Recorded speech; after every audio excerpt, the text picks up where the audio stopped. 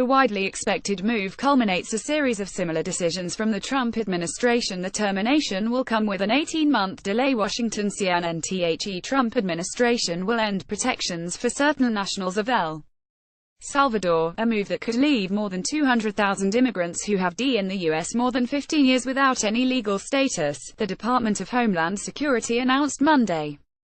The termination will come with an 18-month delay, as the administration also recently did in ending other recent temporary protected status for other countries. That time will allow individuals who have D under the status to either seek other means of staying in the U.S. or prepare to leave.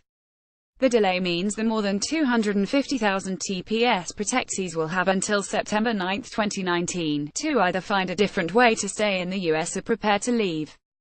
The widely expected move culminates a series of similar decisions from the Trump administration to substantially curtail the use of temporary protected status, a protection from deportation and authorization to and work legally for nationals of countries that have suffered a disaster such as war, an epidemic and natural disasters. The DHS says more than 250,000 Salvadorans, all of whom are required to have D in the U.S. continually since 2001, are covered by TPS. Previous estimates by the department have put the number who will most likely be left without other protections around 200,000. Part of broader administration push, their administration has pushed to strongly curtail the use of TPS, a protection provided for by law, saying that the repeated extensions of the typically 2-year protections by previous administrations of both parties have ended the temporary piece of the status. DHS has made an effort to emphasize that TPS depends on the original reason for the designation, not current conditions. In El Salvador's case, that was a devastating series of earthquakes prior to its designation in 2001. In a call with reporters, a senior administration official said Secretary Kirstjen Nielsen decided the termination was required given that the original disaster that precipitated the status has been resolved enough to terminate the protections. Officials on the call repeatedly dismissed questions about the violence and economic conditions that persist in El Salvador, including the MS-13 gang that has been a top target of this administration, saying those factors are irrelevant to the decision. Critics immediately slammed the decision. They have resettled, established their families and deaths here in the United States. Most of them see themselves much more as American citizens than Salvadoran citizens, and to end that protection and program is going to disrupt many communities across the United States, Rep.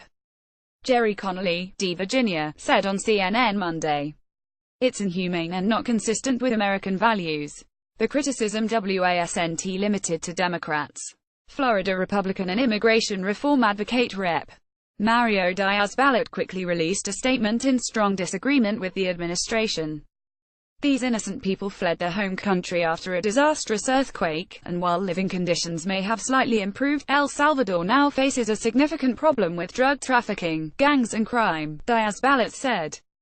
Since 2001, these people have established themselves in the United States, making countless contributions to our society and our local communities. It would be devastating to send them home after they have created a humble living for themselves and their families. The issue will now be kicked to Congress. Senate negotiators are discussing potentially including a deal to end the diversity lottery, which is a top target of President Donald Trump, in exchange for some resolution on TPS, according to Republican Arizona Sen.